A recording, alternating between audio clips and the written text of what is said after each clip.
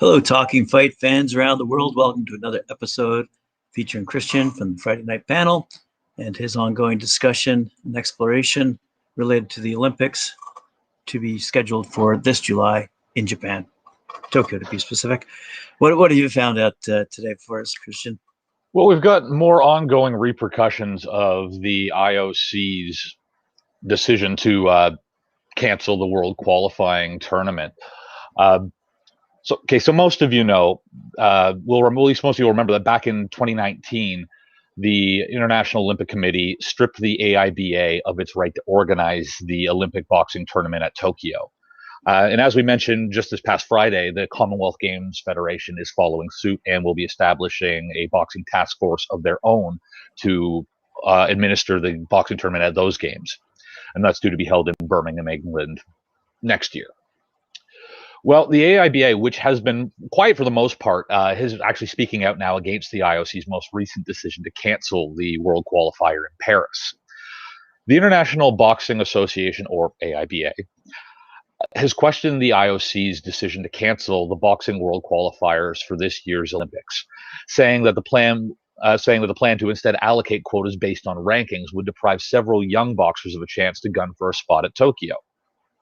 The International Olympic Committee Boxing Task Force, which is in charge of conducting both the qualifiers as well as the main event for the sport at Tokyo, has decided to cancel the World Qualifier and push the European Qualifier, as we've talked about a little earlier, from April back to June in view of the COVID-19 restrictions that are happening globally at the moment.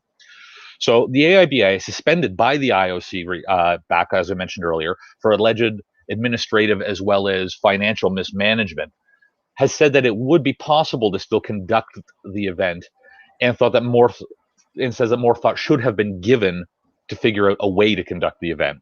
A statement from the AIBA reads that while we respect the decision of our colleagues from the IOC task force, it is important for us to find boxing in the Olympic program and fulfill the Olympic dream of our athletes. However, we believe that it is possible to retain the qualifiers. The AIBA statement went on to say, we welcome the health and the care of our athletes, coaches, and officials. This is also a priority of ours in this pandemic situation. And in this challenging time, the AIBA strives to host as many tournaments as possible in compliance with all safety measures. It added that the IOC's 53 vacant Olympic slots for the July-August games would be filled using a system that would not take into consideration, my apologies, would only take into consideration senior rankings and performances at tournaments that have happened over the past several years. The AIBA said that this is nothing short of a blow for younger athletes, as youth performances would end up being ignored. So the ranking system, compiled on the basis of key tournaments over the past several years, will not take into account youth competitions. So this means that young boxers, anyone born in 2001 or 2002, are going to be deprived of a chance to compete at Tokyo and fulfill that dream.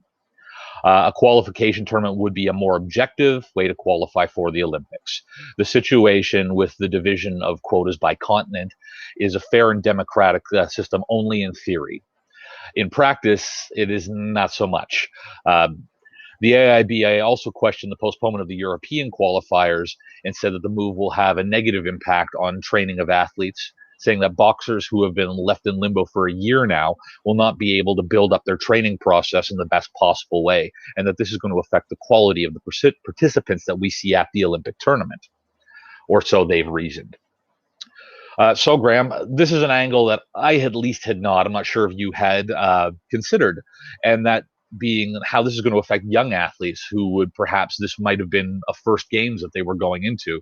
It's a new way that they've been kind of postponed or put back or just canceled at this point for this particular Olympiad. Thoughts? Boy. I mean, other than feeling sorry for those guys who are quote unquote automatically disqualified because they can't qualify. Just based on age. Yeah, that is, I'm kind of left speechless. Yeah, what can we do? Well, there's not a whole lot that can be done at this point. It's the argument could easily be made that these are young guys. These guys have, maybe 2 or 3 more Olympics ahead of them because if you were born in 2001, 2002, you're just coming out of the youth system. Theoretically, you've got your whole career ahead of you at this point in time. So this could just be viewed as a setback as opposed to a massive blow.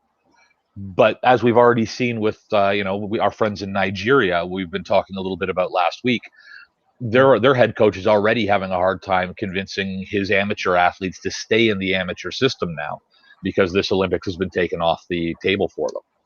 Right. And it's not like young guys at their first Olympics can't take home medals either. So the fact that we're maybe missing out on some younger fighters doesn't mean that we're not missing out on some bigger talents out there as well. I think the youngest ever to take home a medal was a gold medal was Jackie Shields back in 1924, I think it was. He was only 16 years old when he took home a gold medal. So age, we might be seeing some of these savant-like talents coming out right now that we're now going to be deprived of at an Olympiad based on this rule change as well. So the AIBA may have a point here. Yeah, I mean, I'm going in a couple of directions on this one. One, I'm just thinking of the various other categories of sport in the Olympics, and generally speaking, it's not young people who compete. As idealistic as we may think, I don't think. Take a look at whether it be weightlifting. There's no young guys who compete in that, or shot putting, or even track and field. I mean, it's not young guys who win. It takes years and years of dedication and maturation. Anyway, you see some natural talents when you talk about track and field. You look at the Usain Bolts. You look at the grass. Can't think of his first name off the top of my head there, but you are natural talent. Thank you. Yeah, from Canada. There's some great talents out there that you do see coming in at a very young age and early on in Olympics. Yeah. I don't know whether the truth is it's the same as true for boxing. That's all. I just don't know how much talent as fans, we are being deprived of with this decision. And you never will. And you never will. All right. Thank you. No, that's the point. That's the big argument there. You shouldn't be laughing at it, but whoever said it was fair, whoever said it was democratic. I mean, there's always, I don't know, as long as I can remember, there's always been someone complaining about something with respect to the Olympics. The big argument at this point in time, though, is that half the globe got their qualifiers, and the other half were still up in the air whether that's going to happen. If everyone had already had the regional qualifiers and it was only the world tournament that was really up in the air, I know that's the only thing they're really talking about right now, but if that was the only one up in the air, then it would be easier to say, hey, guys, what are we going to do? It's a pandemic. This is the best way forward. But the fact that there's still the possibility that there could be more shenanigans with respect to the Americas qualifiers, as well as the European qualifier, phase B of that, or phase 2, whatever they're calling it, it leaves everything up in the air, which really kind of makes us wonder how this is going to move forward. And the AABA, I think, has a really good point based on the fact that there are still international boxing tournaments that are happening. We spoke last week or the end of the week before with Andrew Toth in Budapest about the box guy that was happening there. As I mentioned last week as well, the Kremlev, the new head of the AIBA, was in Serbia last week, sitting down with the head of state over there to discuss the upcoming men's world championships, I believe, are held in Belgrade in November. So they're already planning international tournaments. International tournaments are happening right now. So to say now we absolutely can't hold an Olympic world qualifier, while at the same time all these other ones are happening theoretically safely, fingers crossed for the athletes and organizers that they do go ahead safely. But the fact that they are happening at all, and that the Olympics are going, oh, there's just no way we could possibly do this. So we're going to have to just, how many do you want? Okay, we'll give you, 10 for you, 10 for you, 10 for you, and just start handing out based on old rankings that don't take into account the current picture necessarily. You could see guys getting into the Olympics who had, a great 2017, 2018, and then have been, kind of on a downward trend since then. Might be looking at Olympic berths now based on earlier successes, and guys that are doing well who deserve a spot not seeing those. So it's just frustrating the hell out of me at this point in time that we're seeing successes happening in the world of boxing when it comes to carrying on these tournaments.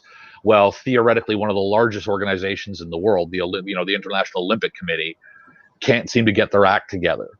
So how much of that is based on the fact that we're dealing with this ad hoc Olympic boxing task force as opposed to letting the AIBA organize it, and how much of it is just straight down to the COVID pandemic and there's nothing we can do about it? I don't think we're being told the whole picture here. I would agree. And I think upon reflection during this conversation, I would have to argue that this is the difference between professional groups and amateur groups. The people who run the amateur groups are still getting paid. The guys who are running the professional groups recognize they need tournaments in order to feed their families, to be blunt. So do the amateur groups really need these tournaments to take place? No. And so I'm just being incredibly cynical about it and saying, wow, there may be something deeper, and it's just purely bureaucratic. In other words, these guys who run these amateur organizations, they're not amateur per se. They're still getting a paycheck every week. Well, yeah, we've talked a little bit about how much money the U.S. Olympic Committee's pulling in on an annual basis, just based on television within the United States alone. Broadcast rights were in the hundreds of millions of dollars on an annual basis.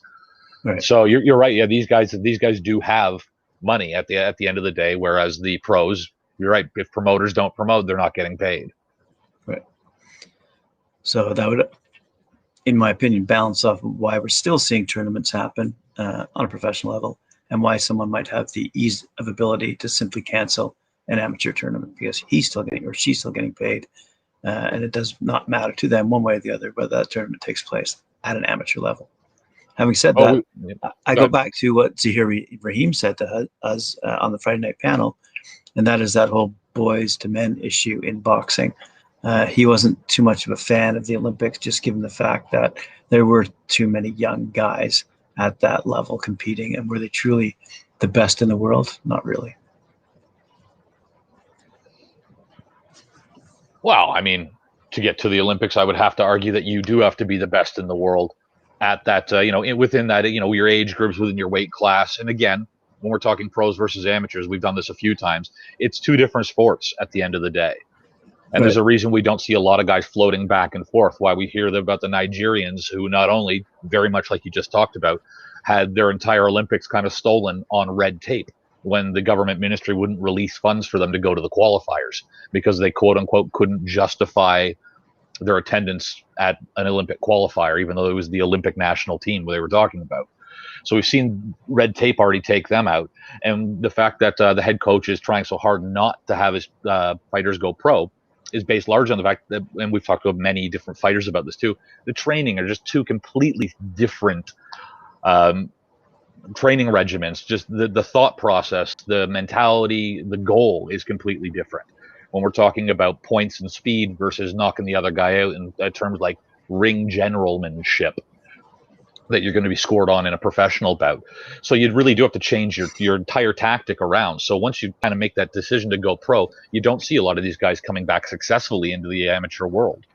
So bureaucracy is kind of getting in the way of all of this, and we're going to be losing out on what could have been the best in the world. So to argue with Raheem, best in the world at that amateur level is not going to be the same. Yeah, he can't step into the ring in a pro bout. It's two different things. The same way these guys can't step backwards successfully. Yeah.